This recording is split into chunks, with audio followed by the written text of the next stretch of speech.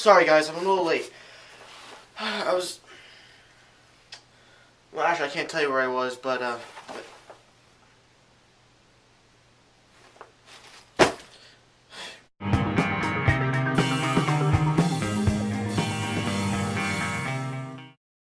The Amazing Spider-Man. Back in very early 2010, Sam Raimi and crew was getting ready to make Spider-Man 4, and I was very hyped about that.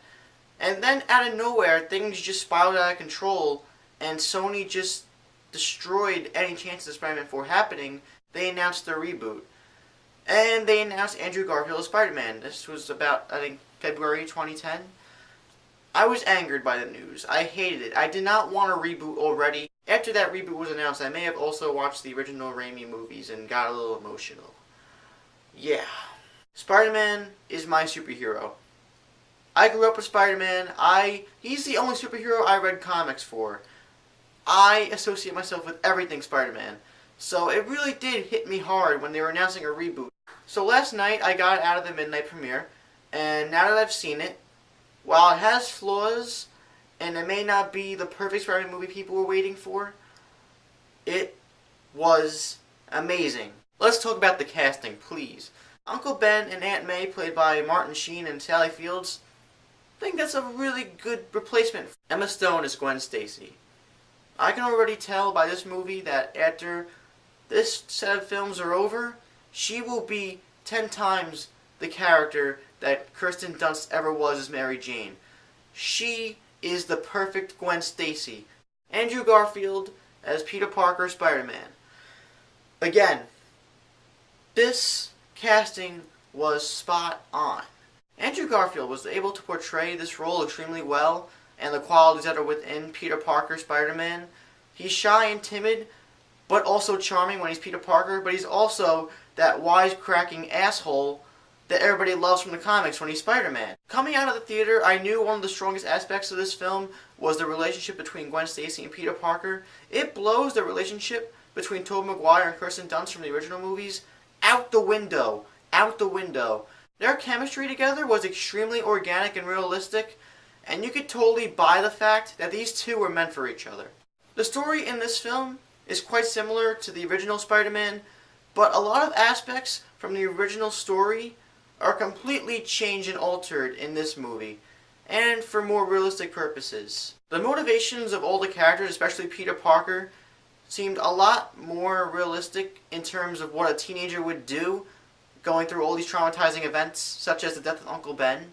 Instead of having the organic webs from the original movies, he's actually a really smart cookie who developed like these web shooters that are in the comics.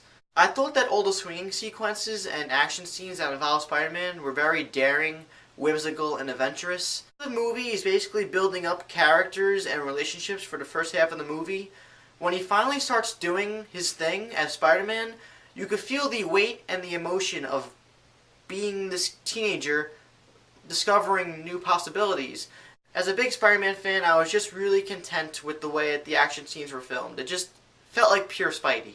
I really have to hand it to director Mark Webb for nailing all the relationship aspects of this movie, but it's not really a surprise to me because he made 500 Days of Summer, and relationships between characters are like his forte. Also, a few plot points are left unresolved completely, some being completely ignored halfway through the movie. For example, Peter Parker's parents, the whole thing, the untold story. But it's done on purpose, and I'm really a big fan of this because they're setting up the next 2 or 3 movies. It became obvious to me by the end of the movie that they're setting up that Gwen Stacy arc, and it could really be a defining moment in comic book history in terms of movies if they execute it well in a sequel. But that's for another day. Because with the original Raimi movies, they weren't prepared for a trilogy. They just wanted to see if this was going to be successful, Spider-Man, and it really was. But now they have the opportunity to really set up a story, a legitimate story that people can get behind. And now that Batman is done, Spider-Man is going to become the movie to look forward to for the summer. The story in this movie, while it is different, it's very, very intriguing and interesting, and it leaves a lot of open interpretation for the sequels, and that really, really pleases me. Now, I feel like the pacing for this movie was a little off at points. I mean, I'm a big fan of letting scenes go on and do their thing and just soak in the emotion. I love that.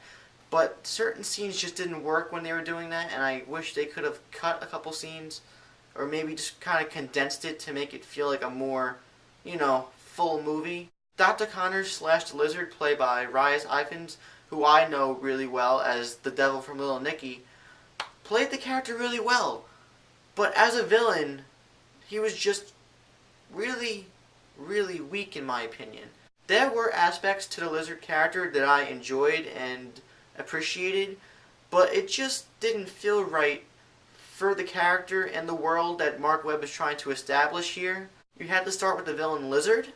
I mean, Dylan Baker from the original movies, he was mentioned in the first one and he was in the second and third movies, and he never became Lizard. They should have went with a more grounded villain, and I think the best example for that is Kraven the Hunter, but I have a weird feeling he's going to be used in a sequel. There was no real impact from the motivations and actions of Dr. Connors as Dr. Connors and the Lizard. I can honestly talk about Spider-Man all day. Therefore, I could talk about this movie all day, but I gotta stop somewhere.